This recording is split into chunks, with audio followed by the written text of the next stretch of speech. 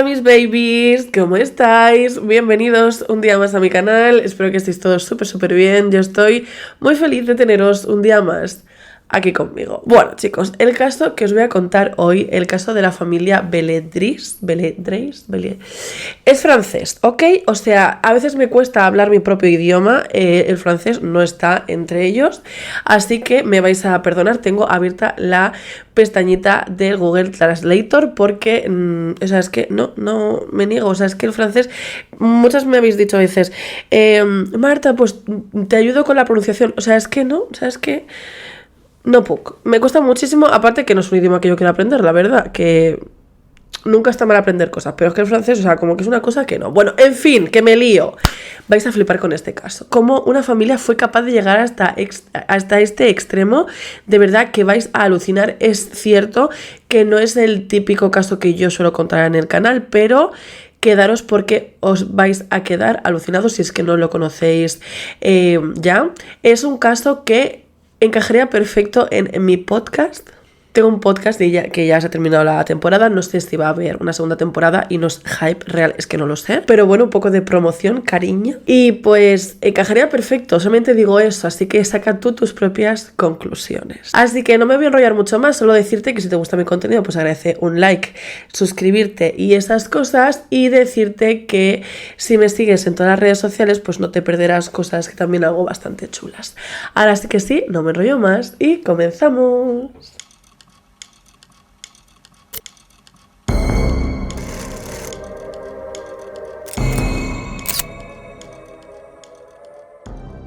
Bien chicos, para ponerle un poquito más de emoción al caso, vamos a irnos a 2008 en Oxford, en el Reino Unido, cuando un barrio normal de Oxford se entera o es consciente que desde hace un tiempo está viviendo en una casa un grupo de personas que no salen bajo ninguna circunstancia de esa casa y que, bueno, tiene a todo el barrio preocupado.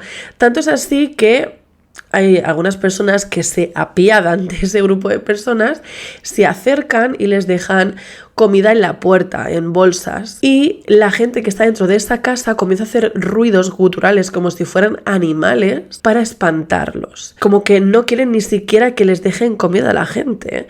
Tanto es así que hubo algunas personas que se acercaron a esa casa de Oxford a cotillear, a mirar a través de las ventanas a ver qué podían ver, y se encontraron a un grupo de personas que no, o sea, quiero decir que no eran niños, era gente adulta sentada en sillas con todo oscuro, sin televisión, sin radio, sin absolutamente nada, ahí como pasando el rato. Y vuelvo a repetir, gente ya adulta, gente mayor incluso. ¿Qué hacían esas personas ahí metidas?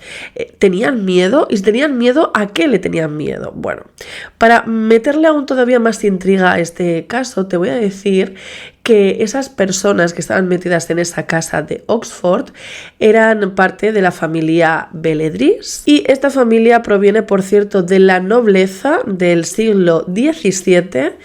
Y bueno, pues tienen títulos evidentemente nobiliarios y así como castillos y chateaux, porque ellos son franceses. ¿Qué pudo pasar con esta familia? ¿Por qué acabó ahí encerrada? ¿De qué tenían miedo? ¿De qué se estaban ocultando? Bueno, pues amiga, todo esto te lo voy a contar a continuación. Para ponernos en contexto, para empezar te tengo que hablar de esta familia, de la familia Beledris.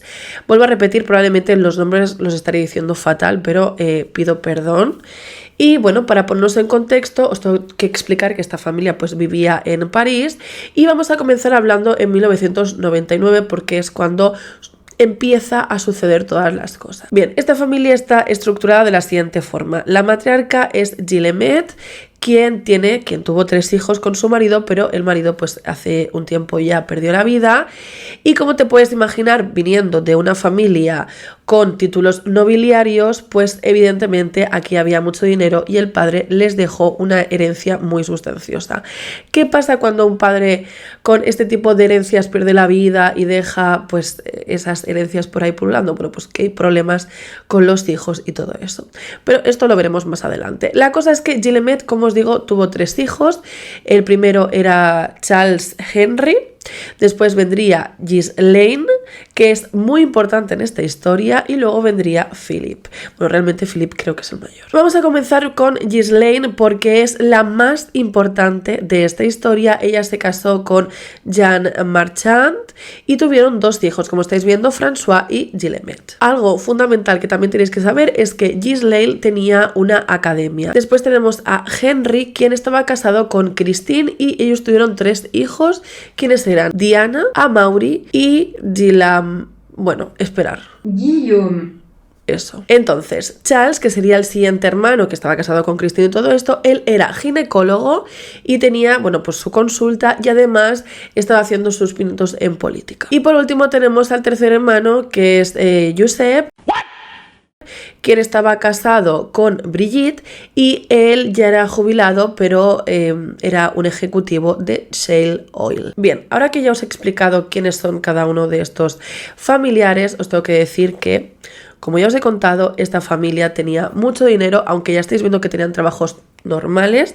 Ellos tenían mucho dinero y tenían en propiedad castillos, chateaux, campos, pues lo que tiene la gente de este nivel. Pero en el caso de Ghislaine, que ella tenía una escuela secretarial de sistemas informáticos en París, estaba teniendo unos problemas muy serios porque esta academia, esta escuela se estaba cayendo a trozos. O sea, no sabía cómo afrontar nada porque había humedades, los ordenadores estaban súper viejos y como que no sabía qué hacer. Tenían dinero, pero al final tampoco podía estar contando con la herencia que les había dejado sus padres porque estaba enfrentado con sus hermanos. O sea, era una historia un poco seria porque preveía que quizás tenía que cerrar esta escuela. Así que Ghislaine, completamente agobiada, decide hablar con un amigo suyo que es abogado para ver si le puede ayudar a qué hacer con esta escuela, y pues este amigo suyo abogado le pone en contacto con un hombre llamado Terry Tilly. Lo que Ghislaine no sabía es que su amigo abogado le había recomendado a Terry Tilly porque Terry Tilly le debía dinero a su amigo abogado. Entonces el abogado pensó, ok, si hago que este tío tenga trabajo y cobre dinerito, va a pagar las deudas que me debe.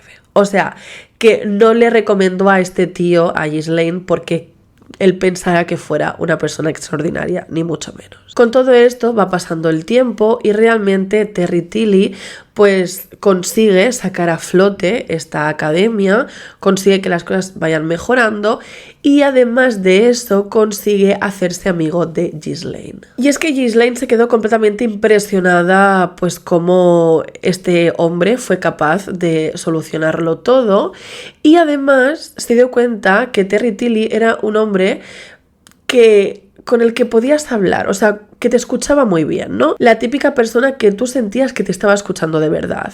Y de esta forma Ghislaine comenzó a contarle a Terry pues cosas bastante privadas de su vida, como por ejemplo que su marido tenía depresión y que lo estaba pasando muy mal, que su hijo, el hijo de Ghislaine, pues no estaba yendo por el buen camino, que estaba todo el día metiéndose en problemas y que no quería estudiar, y también le contó a Terry el problema familiar que tenían a raíz de la herencia que les había dejado el padre. Sin embargo, Terry apenas le contaba nada de él a ella, o sea, era una persona bastante enigmática.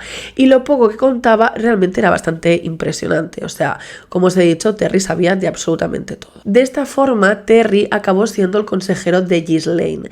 Tanto era así que, o sea, cualquier movimiento de su vida, o sea, todo lo que tuviera que ver con su vida, lo consultaba primero con Terry. Con todo esto van pasando los años, o sea, como estáis viendo, esto no es una cosa de un día para otro, porque nos vamos al año 2000. Y yo, como os he contado, esta familia tenía mucho poder, eran nobles, y tenían un castillo en Montflanquin. Y aparte de tener un castillo en esta zona, también organizaban cosas, ¿no? En este caso, desde hacía ya unos cuantos años, organizaban un festival de música. Al parecer, como habían estado enfrentados, este festival pues no se había hecho, pero en esta ocasión se volvió a hacer, ellos eran los organizadores, entonces pensó Ghislaine que era este evento, ¿no? El que toda la familia se fuera al castillo y el festival, el momento perfecto para presentarles a la familia, pues a Terry, ¿no? Que toda la familia conociera a Terry. La familia Beledries, o mejor dicho... Veledry. Ok. Estaba muy distanciada en ese momento. Como un día fueron una familia súper piña, en aquel momento no.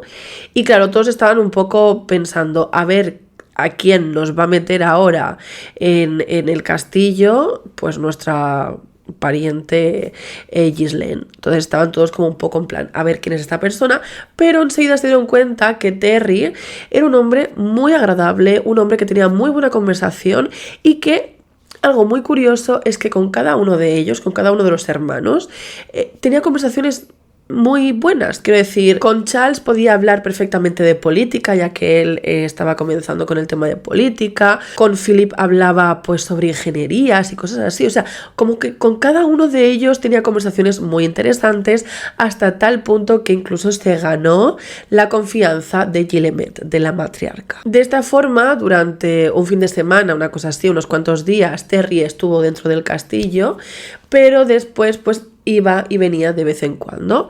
Y pues esta familia decidió quedarse en este castillo durante una temporada. Y para este momento Terry pues les ofrece comenzar a llevar las cuentas a esta familia, porque bueno, todo el mundo había observado cómo él pudo resurgir la academia de Ghislaine, o sea que realmente él sabía. Y entonces además poco a poco él fue contando un poquito más de su vida, hablando de que él realmente era experto en finanzas y todo ese tipo de cosas. Fue así como fueron pasando los meses y realmente esta familia confiaba 100% en Terry. Comenzaron a hacer pues esos movimientos económicos, él les llevaba las finanzas, todo súper bien, hasta que un buen día, o sea, pensar que prácticamente cada día Terry visitaba a esta familia y ellos le querían muchísimo. Y pensaban que siendo una familia con mucho dinerito, lo normal es tener un asesor, ¿no? Hasta que un buen día Terry, con un semblante muy serio, sienta a toda la familia en uno de los comedores de este enorme castillo y les dice que les tiene que contar algo extremadamente importante. Y es que él contó que no había conocido a Ghislaine por casualidad, sino porque tenía una misión y ellos, esta familia, era fundamental para llevarla a cabo. Les dijo que él, Terry Tilly, no era un simple asesor, sino que era un espía y que trabajaba para la ONU, que he hecho otra organización un tanto chunga, pero no, para la ONU. Y les dijo además que la familia Beledries corría un grave peligro. Les acabó de informar que la familia Beledries no era simplemente una familia noble, sino que formaban parte de una antigua rama perteneciente a la Orden del Temple, o llamado el Equilibrio del Mundo. Esta rama, según Terry Tilly, provenía de la Orden de los Pobres Compañeros de Cristo del Templo de Salomón, o más conocido como la Orden del Templo o los Caballeros Templarios.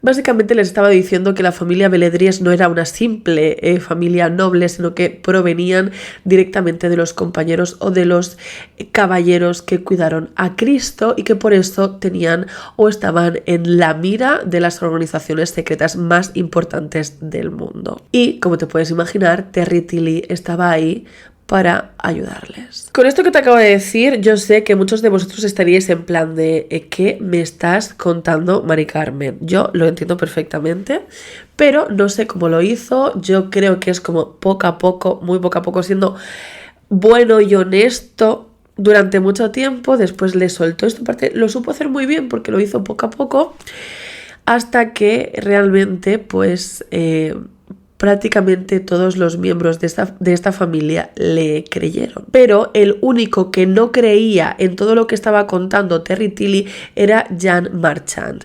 ¿Qué pasa? Que yo te he contado antes que Jean Marchand tenía una depresión. Entonces realmente para Terry Tilly fue bastante fácil hacer que toda la demás familia se pusiera en contra de Jean Marchand. Porque él siempre había tenido pues una actitud pues diferente, pues porque estaban pasando una enfermedad como la depresión, ¿no?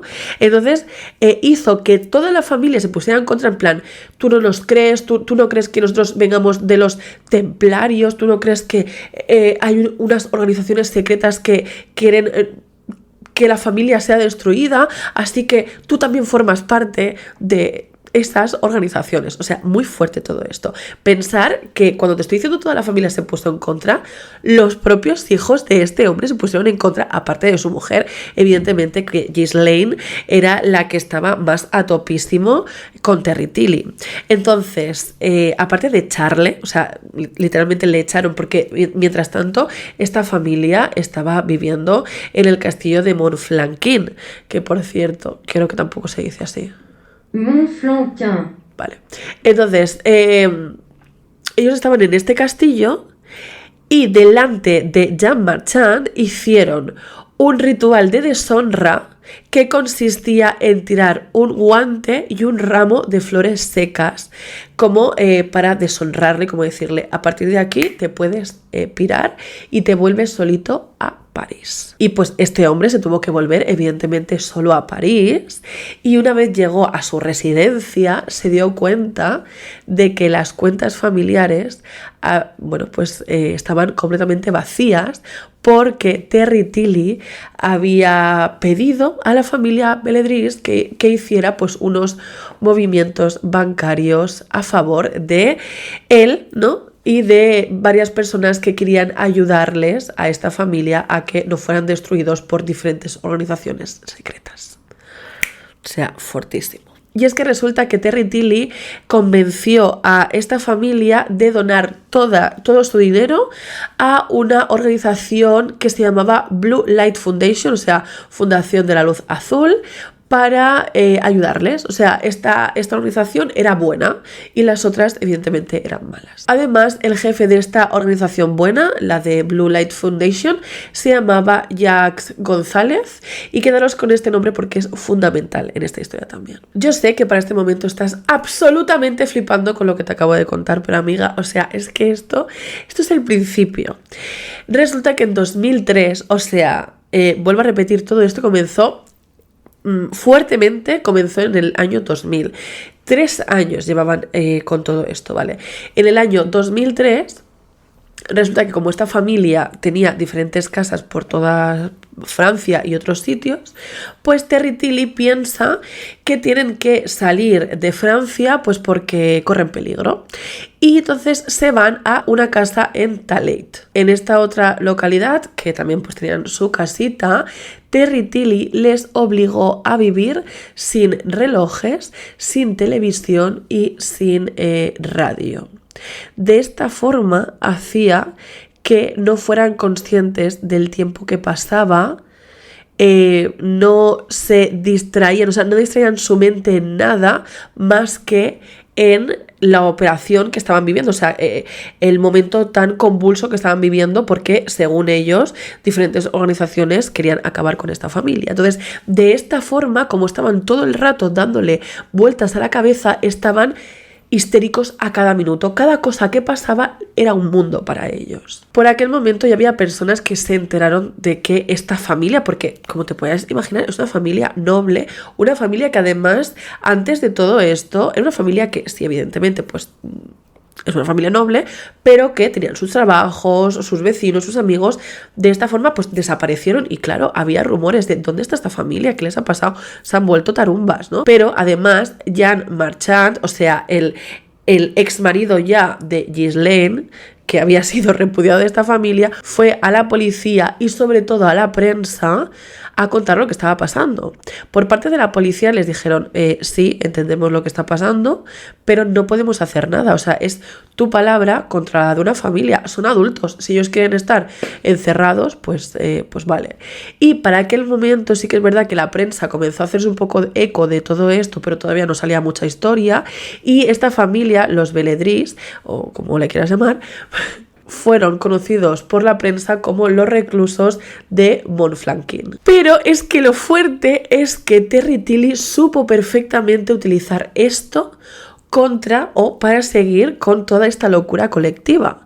O sea, empezaron a llegar panfletos o él mismo cogía revistas que hablaban de esta familia, se las llevaba a los Beledrís que estaban encerrados en esta casa, aislados del mundo sin nada, y les decía, mirar, Mirar cómo me tienen manía, mirar cómo las diferentes organizaciones quieren acabar conmigo y con vosotros. ¿Os dais cuenta del peligro que hay? No podéis salir de esta casa bajo ninguna circunstancia. Y así contribuía más al pánico colectivo. Sin embargo, Terry Tilly sabía perfectamente que esto iba a crecer más y que al final corría peligro. Y no solo eso, sino que de vez en cuando por esta casa se acercaban amigos y gente cercana a la familia Beledrís y tenía que hacer algo. O sea, si los mantenía en Francia, malo, porque al final, bueno, malo para él, evidentemente, todo se iba a saber, así que decide trasladarles a una casa que también tenía esta familia en Oxford, el Reino Unido, que es lo que les estaba contando al principio de este relato. Así que toda esta familia pues se va hasta Oxford, hasta esta casa, y en este momento ya Terry Tilly no estaba todo el rato con la familia, iba viniendo cada 2x3 e incluso había semanas donde pues no iba a visitar a la familia Beledrís. ¿Por qué? Pues porque si te acuerdas de que yo te he nombrado antes al director de la organización Blue Light Foundation, quien es Jacques González, bueno, pues este señor Jacques González existe de verdad, no es el director de ninguna fundación, sino que es el socio de Terry Tilly. Y los dos lo que estaban haciendo era, evidentemente, robarles absolutamente todo el dinero a la familia Beledrís.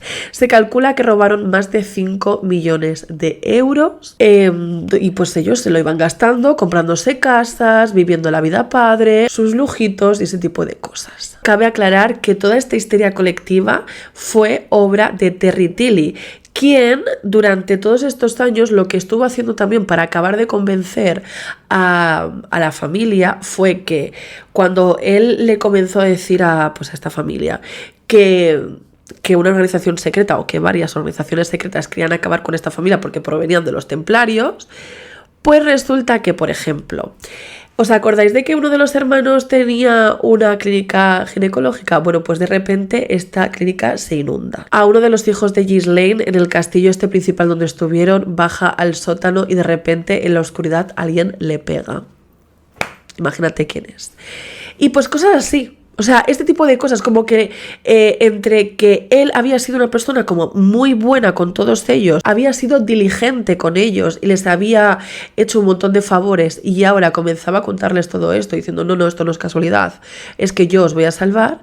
Encima, además, comenzaban a pasar malas cosas. Luego, lo de la prensa, que también se lo creyeron y todo eso, pues es que estaban dentrísimo en esta historia loca. Una vez estuvieron ya en Oxford, todo se fue todavía aún a mayores, porque resulta que, por ejemplo, la matriarca comenzó a tener cataratas y nunca jamás la llevaron al médico, ni a que la operaran ni nada, sino que este hecho de que la mujer no veía y que, tú sabes, cuando una persona mayor tiene cataratas como que se le pone esa peliculilla, ¿no? Pues de repente Terry comienza a decirles a todos los miembros de la familia que esto estaba pasando porque estas organizaciones secretas les estaban apuntando con láseres mortales a los ojos y que la pobre señora pues le había tocado. O sea, pero es que esto no es todo, ya estamos en 2007, ya había pasado muchos años desde el año 2000 que comenzó todo esto, metidos en esta locura, ¿no?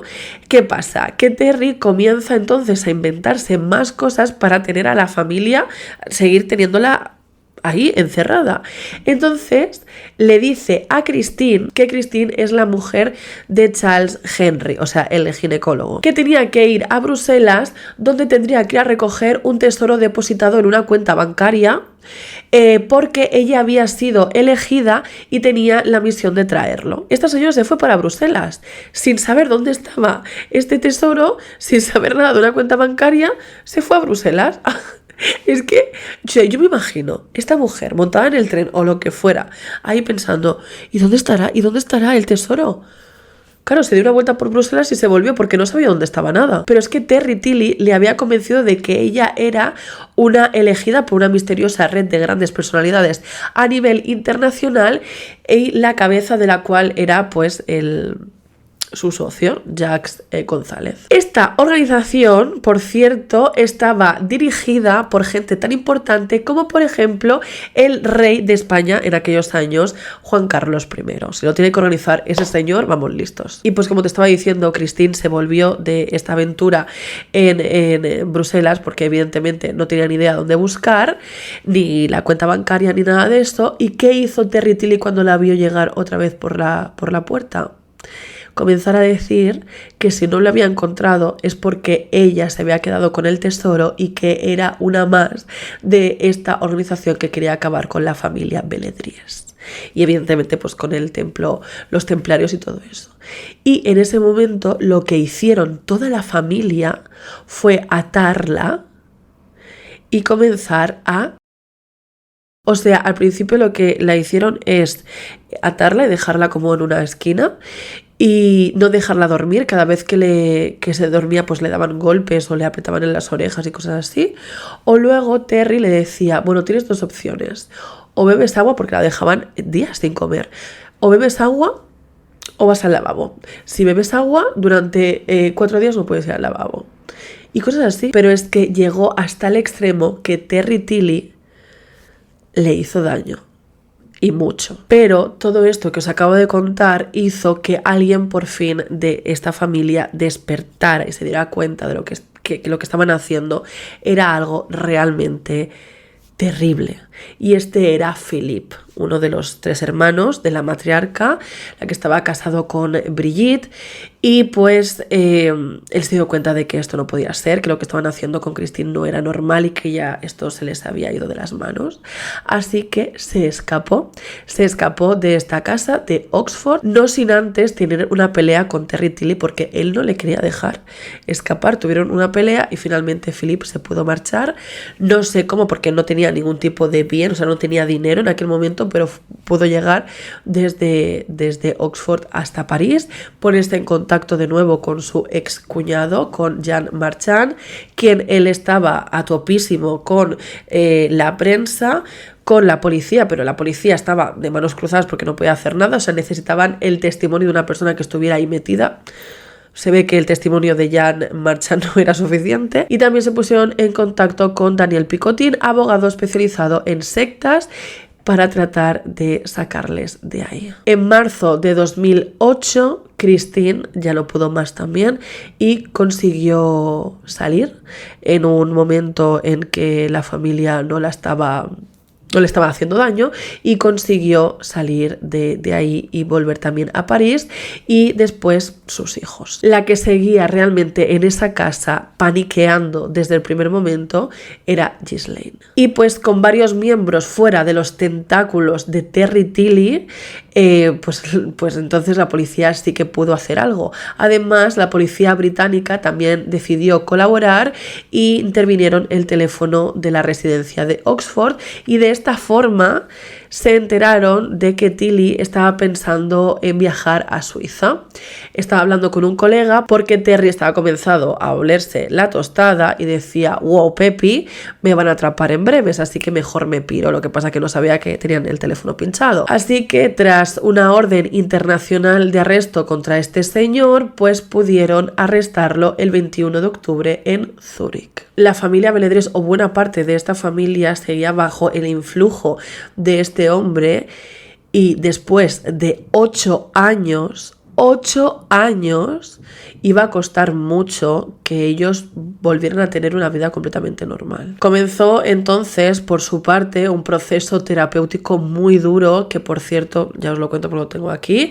Daniel Picotin inició 2 misiones de lo que se llama asesoramiento de salida, una técnica inventada por Steven Hassan en 1978 que sirve para desconectar la mente lavada de personas que han estado atrapadas en sectas, evocando recuerdos previos a su esclavitud. Picotin consiguió hacerlo con los miembros de la familia lentamente para que pusieran nuevamente los pies sobre la tierra. Esto que estoy leyendo, la verdad es que me da bastante pena, porque ya sabéis muchos que yo he formado parte de los Testigos de Jehová. Me gustaría catalogarlos de otra forma, pero legalmente no puedo, así que tengo que decir que es pues un culto religioso con altas técnicas, con técnicas de manipulación coercitivas, mejor dicho. Y pues digo que me da pena pues porque esta familia, la familia Beledries, vivió lo que era antes de la manipulación, o sea, vivió una vida normal y luego les manipularon y les pasó todo esto, pero tuvieron el recuerdo antes, ¿no? En mi caso y en el caso de muchas personas que me rodean, no hemos tenido ese recuerdo porque hemos nacido dentro de esta organización y pues ha sido darnos cuenta de que estamos siendo manipulados. Pues ha sido una tarea muy complicada de decir, bueno, pues destruyo todas mis creencias, todo con lo que he nacido, para darme cuenta de que lo que estoy viviendo ahí dentro no me beneficia.